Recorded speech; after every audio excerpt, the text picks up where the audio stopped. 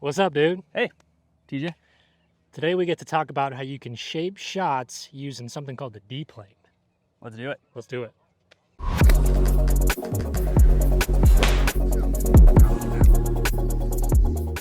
The D-plane is this rope we have set up, right? Yep. What is the significance of the D-plane? Like why should anyone even be concerned about it, really? Yeah. The D plane essentially is heavily related to your club path.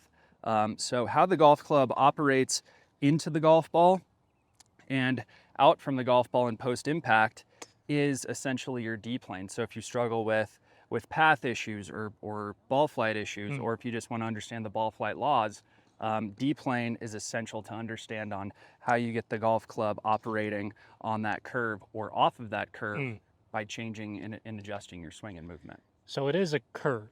Like the D-plane is a curve structure. Yep. That already, there's some people out there that are very linear in their thinking Yeah. of how this golf swing works. Maybe they're trying to keep this club head moving down the line Right. for a really, really long time. Right. And then maybe they're trying to get it exiting down the line for a long time as well. Yep. So golf swing operates on a curve, and that curve is the D-plane. Yep. As we're describing it. Okay.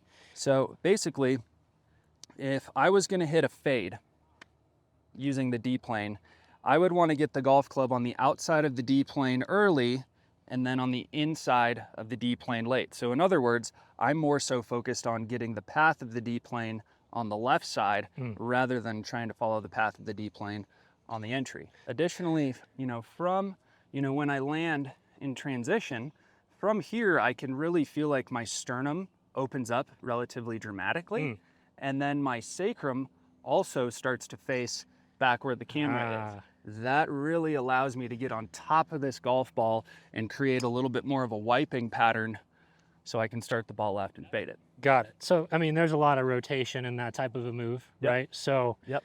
sternum, point right underneath the chest here, Yep. right next to the heart. That's sternum. And then sacrum, I'm not sure everyone's familiar with that term. Sacrum is like tailbone, right? Yep. So what you're saying, if we're going to hit a cut, is we're going to get sternum and sacrum starting to flash maybe open early? Yes. Okay. Yep. So sacrum would be going to your right as sternum is going to your left. Got it. Yep. Is that kind of a good depiction of what you're looking there? Absolutely. And just keep opening up there. Boom. Got it. Yep. Okay. Yep. So that would be kind of D-plane awareness of what to do with the middle of your body Absolutely. for a cut. Yep. Can you hit one just cut so I can maybe see what that looks like? Yeah. Good. Do one more, and I think maybe a cool thing to also point out here is you can modify ball position a little bit too to sort of manipulate the D-plane. So, if Tyler wants that club tracking more on this leftward part of the arc, well, he could bump the ball position a little bit further forward in his stance too, right? Absolutely. Okay, Yeah, so let's do that same move, just ball up towards kind of the lead heel. Yeah.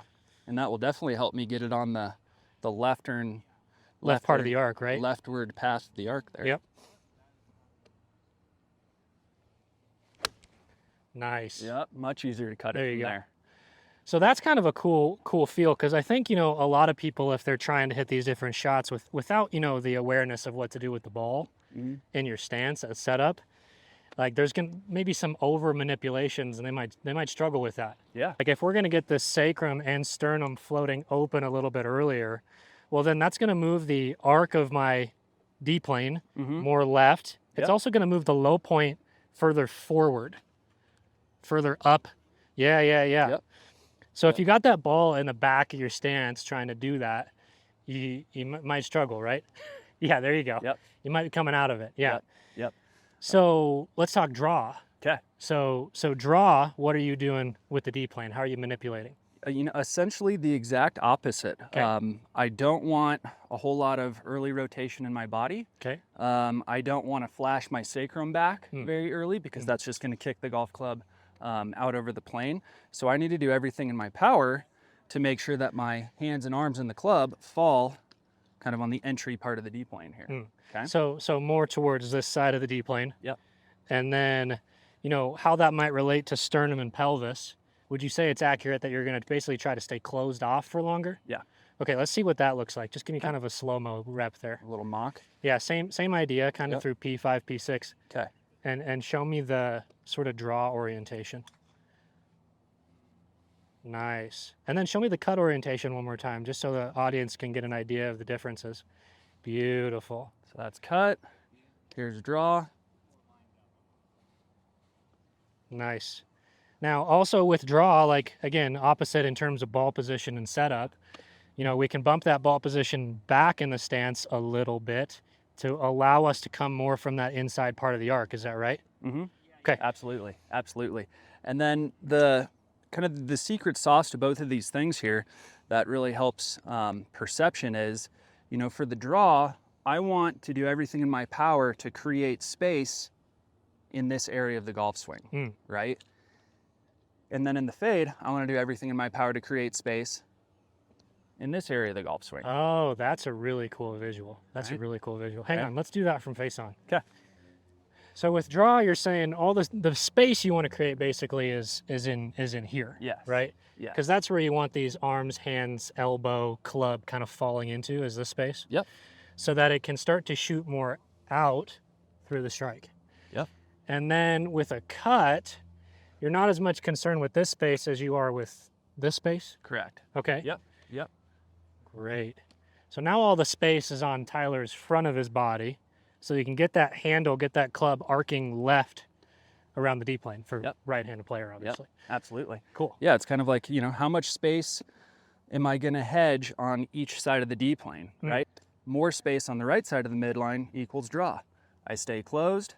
I let my arms go across me. More space on the left side of the midline. Open up. A little bit more of a wiping pattern. Yeah. Yeah. Yeah. So let's see the draw real quick. Okay. Stay closed. Let the arms go across.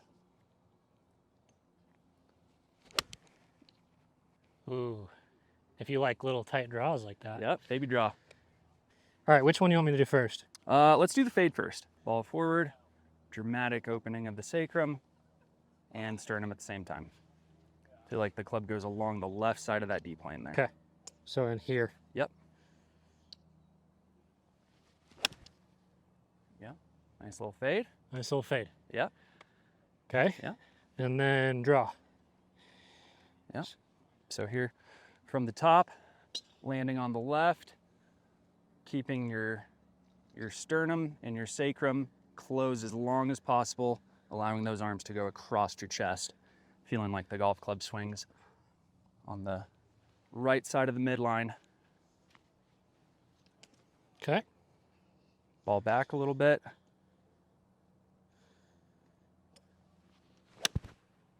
Beauty.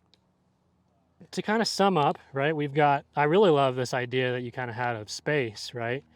So where do I want to create space based on what kind of shot I want to hit? So, you know, if a player watching this video struggles hitting big wipe slices, Mm-hmm. well, they might need to feel that they start to create more space in this region of the golf swing Yeah. for these hands and arms to work into. Absolutely. And then vice versa, if we get the old Olay snap hook player, Mm-hmm. well, we may need to feel that this sacrum sternum arrangement starts to work more in harmony with the rest of the club so we can get on that leftward path. Absolutely. Cool. Yeah. Yeah. Great. Right on. Good bit. That was fun. Yeah. As usual, put some comments down there. Ask some questions. We love to answer those. And there'll be more videos coming in the future. So don't forget to like, subscribe for more content. Later. Thank you.